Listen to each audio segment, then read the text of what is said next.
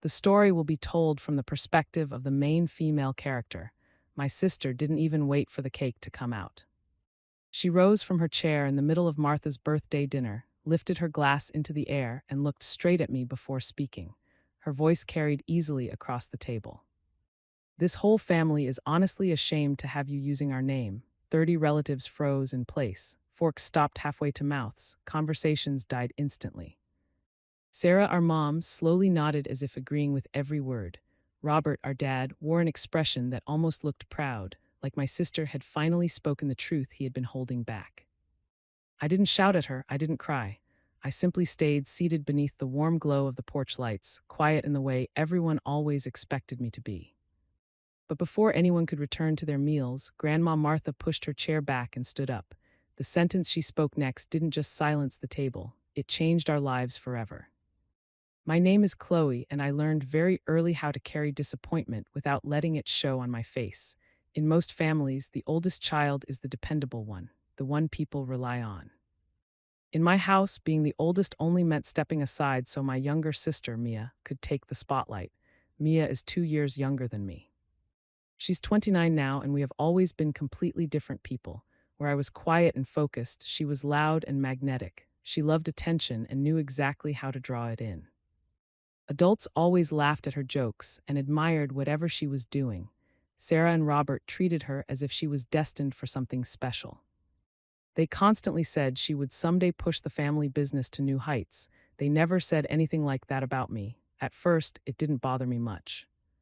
I simply faded into the background without thinking too hard about it. I still remember one moment from when I was 12 years old. I had just won a major regional math competition.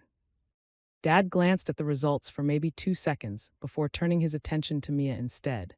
She was proudly showing him how she had glued glitter across the sides of her sneakers. He told her she was incredibly creative. Then he looked back at me and told me not to brag about my grades. That was how things worked in our home. She was the star. I was the one who quietly handled the work. The only person who never treated me that way was Martha. To the rest of the world, she was the founder of the company and the name displayed across the building's front entrance. To me, she was the person who sat beside me on the porch steps and asked genuine questions. She asked what I thought about things. She asked what kind of future I wanted. She actually listened to my answers. Mia and I both received the same gifts from her over the years, but Martha wasn't easily fooled by appearances. She could see straight through Mia's charm. She knew which of us actually had substance. Then there was my cousin Taylor, who is 2 years younger than Mia. She didn't grow up in our house, but she noticed what was happening. Back when we were still in middle school, whenever a family gathering ended awkwardly, Taylor would quietly come find me. "You saw that too, right?" she would whisper. Taylor became my witness. She noticed the favoritism. She noticed how Mia constantly interrupted me or talked over anything I tried to say. By the time I finished college, I had already accepted my place as the invisible one. I earned scholarships, worked night shifts, and paid for every expense myself. Eventually, I built a career in finance. Numbers suited me well because they don't interrupt you and they don't pretend to be something they're not. I moved to Atlanta and built my own life there, far from the expectations my parents had created, but distance didn't really change anything. Every holiday phone call or family visit became another stage where Mia performed. She constantly said things like, "When I'm running the company one day," as if the decision had already been made. Sarah encouraged that idea every time. Robert always agreed. I simply let them talk. 5 weeks before Martha's birthday, the invitations went out. Mine arrived as a simple cream-colored card. Mia's was completely different. She received a glossy announcement with a professional photograph of herself printed on the front. Underneath the picture was a caption, "Managing Director Era." Relatives flooded the comment section with praise. My post received nothing at all. Then Sarah sent me a message that bothered me more than I expected. "Please behave at the party." It felt strange, like she believed I was the one who caused problems, even though I was always the quiet one. Over those 5 weeks, the entire family seemed to shift into a different mood. Our family group chat, which usually stayed silent for months, suddenly became very active. Cousins I hadn't spoken to in years were posting old pictures with Martha. My aunts were organizing menus as if they were preparing for some royal banquet. Mia stood right at the center of everything. One day she posted a picture of herself standing inside the lobby of the company headquarters. She had one hand on her hip and looked as if she already owned the place. The caption said, "Stepping into the future." Everyone in the comments called her our future leader. I read every comment silently, like someone watching a parade from behind a window. My own invitation hadn't been public. Martha had written it herself and mailed it inside a simple envelope. I kept it because of the small sentence she wrote at the bottom. "It would mean a lot if you came." 2 days later, Sarah sent another short message reminding me again to behave. I replied with only 2 words. Of course, then I set my phone down, feeling a quiet heaviness in my chest. Around that time, Taylor called me. She skipped the usual greetings and immediately asked if I had noticed how the family was acting. I told her I had. Her voice dropped lower. She said Mia had been telling relatives that she already knew what Martha planned to announce during the party. That surprised me. Mia was acting as though she had already been crowned. Taylor told me Mia had started picking decorations for a future office and bragging that Martha had hinted about giving her control of the company soon. Then Taylor mentioned something else. She had recently been helping Martha sort through old files. While organizing paperwork, she noticed several documents from a law firm. Apparently, Martha had been visiting those lawyers multiple times lately. When I asked whether it was about the company, Taylor admitted she didn't know. Martha hadn't allowed her to read the details. But she was certain something important was happening. Mia always celebrated things before they were real, but this time felt different. As the party grew closer, my nerves tightened more each day. Clear's throat, relatives started asking if I was doing okay, using the kind of tone people use when they feel sorry for you. Robert casually mentioned that this birthday would be very special while smiling proudly at Mia. Sarah reminded me twice within 1 week to dress nicely. By the time the day finally arrived, I felt like a string stretched so tight it might snap. When I parked near Martha's house that evening and saw Mia standing near the entrance posing for photos like the host of the event, that tension only grew worse. By the time I walked into my grandmother's backyard that evening, the party felt like a coronation ceremony. White lanterns hung from tree branches everywhere. The air smelled like grilled vegetables and rosemary chicken. Laughter floated across the yard as relatives gathered in small circles, and in the middle of every circle was Mia. She moved easily from group to group, offering quick cheek kisses and flipping her hair so it caught the lantern light. Anytime someone mentioned the family legacy or wondered who would lead the company next, she gave a confident smile like she had rehearsed the moment. My father followed behind her with a proud look. My mother kept adjusting my sister's necklace the way someone might prepare a performer before stepping onto a stage. As for me, I quietly chose the chair at the far end of the long dinner table. I wasn't hiding, I was simply being what they had trained me to be: background noise. Dinner began with clinking silverware and polite conversation. The kind people use when they want to avoid saying what they truly think. If someone asked me a question, I answered briefly. If they didn't, I stayed silent. It was easier that way than trying to speak when nobody wanted to hear you. When dessert time came, Martha's favorite lemon cake was brought out. The lights dimmed slightly, and everyone gathered closer to sing. My sister placed herself right beside my grandmother at the head of the table, positioning herself as if that spot naturally belonged to her. The birthday song ended. The candles flickered warmly. My grandmother wore the soft smile she always had, and that was when everything shifted. My sister lifted her glass. The smile on her face sharpened into something colder under the party lights. She announced that she wanted to say something to the family before my grandmother made her big announcement. My stomach tightened. She turned toward me slowly, giving me that practiced look she had perfected over the years. Then she spoke clearly enough for every fork at the table to stop moving. "This family is honestly ashamed to have you using our name." A deep silence settled over the table. My mother nodded with a satisfied expression, as if she had been waiting for someone to finally say it aloud. My father wore the familiar look he always had when he agreed with something but didn't want to say it himself. For a moment, the world shrank to the soft clinking of ice in glasses and the smell of lemon cake while heat burned behind my eyes. I picked up my wine glass just so my hands would have something steady to hold. I didn't respond, I didn't move. I just remained there beneath the lantern lights and let the humiliation sink into my chest like a weight I had been carrying my entire life. but something inside me shifted. It wasn't anger. It wasn't sadness either. It was something calmer. While everyone else stared at me, I noticed something they didn't. My grandmother had stopped smiling. Her hand rested beside her glass. And she wasn't looking at me. She was looking directly at my sister. The expression in her eyes wasn't pride. It was a warning. At that moment, the tight feeling in my chest began to loosen. Not because I was breaking apart, but because someone else had finally reached their limit. No one moved for a second. The backyard was so quiet that even the insects seemed to stop making noise.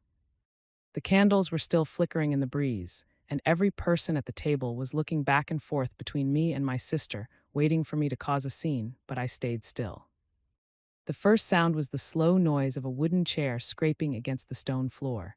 My grandmother pushed her chair back very slowly and on purpose. She fixed the blanket on her lap, touched her necklace, and then looked at my sister. The tension finally snapped. My sister looked confused for a second and then tried to smile, acting like she was still in control. She started to say she wasn't finished yet, but my grandmother raised one hand and my sister stopped talking. The whole table went completely silent. When my grandmother spoke, she didn't yell, but her voice was very firm. She told my sister to sit down. Everyone looked shocked. My grandmother had never used that tone with her before. My sister tried to laugh it off, but my grandmother told her to sit down again, even more firmly. My sister finally sat. My grandmother looked around the table until she saw me. Her face softened for a second, then got serious again. She said she had heard enough tonight and more than enough over the last few years. She looked at my sister and said she would not allow cruelty to be called confidence.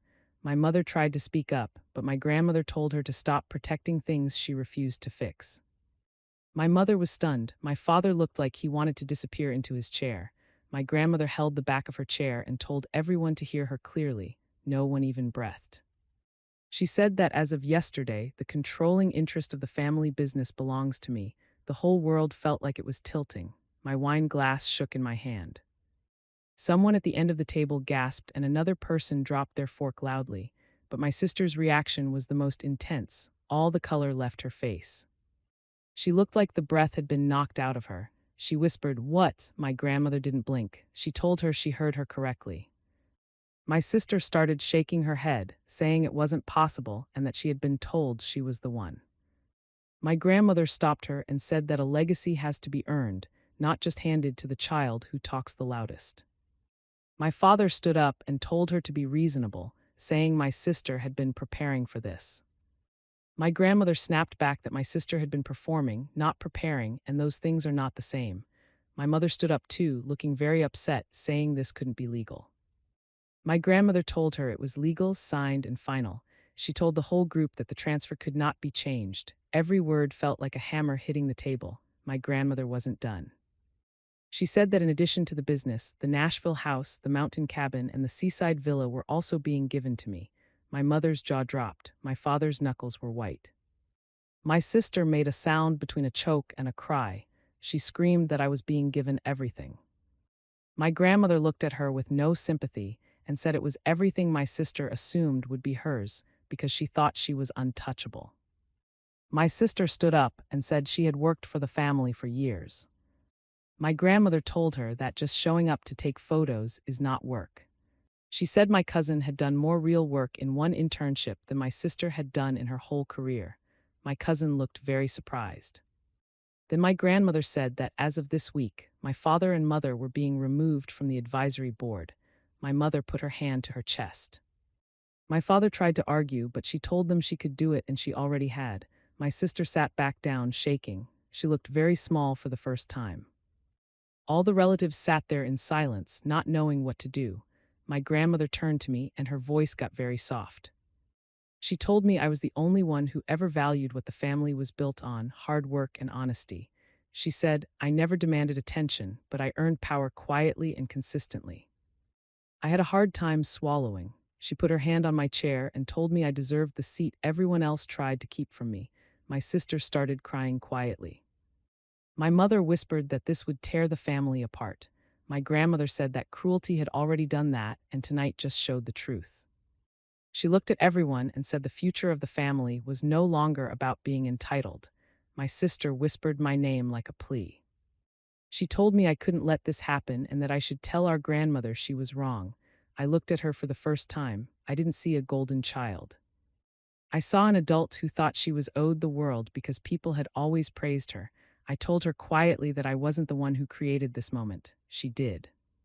Her face fell and my grandmother nodded firmly. The decision was final. My grandmother said that would be everything and suggested we finish the cake, but the party was basically over.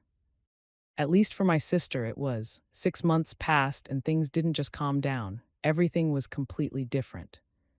Monday after the party, I walked into the main office with the same quiet confidence I've always had. The difference was that now people actually looked at me. The board members welcomed me right away. By the end of that first week, my sister's things were cleared out of her office. By the end of the month, her name was completely gone from all the company reports. Our relatives, who used to brag about her all the time, went silent. They weren't sure how to act now that she wasn't the favorite anymore. My sister tried to find a job at other companies in the same industry, but news travels fast in this business. Every door she tried to open was closed firmly. The spotlight she had lived in her whole life just went out. My mom and dad had to deal with the results of being kicked off the advisory board. They had a hard time with their money and felt embarrassed in front of their friends. They finally realized that their position in the family wasn't as strong as they believed. The phone calls they made to me started to change. At first, they were angry, then they sounded guilty, and eventually they were just begging for help. I didn't block them, but I didn't give in to them either. My grandmother moved into my place in Atlanta soon after everything happened. She gets up early, reads out on the balcony, and she still beats me at card games just like she used to. Our home is very calm now. There is no acting or fighting over who is more important. We just have the truth. For the first time, I am living a life that actually feels like it belongs to me. Some people believe that family is forever, but I've learned that only the relationships built on respect actually last. I spent a lot of years making myself look small just to keep everyone happy. I thought being quiet was the safest way to live, but standing up for my own worth didn't break this family apart. It just showed everyone what was already broken. Now the legacy I carry isn't about property or titles. It's about finally being able to breathe without asking for permission. I am finally taking up the space I earned. And I finally understand that blood doesn't mean anything if there is no dignity. And if you have ever been the person who is ignored or forgotten by your own family, you should know you aren't alone. Tell me where you are watching from and share what happened to you below.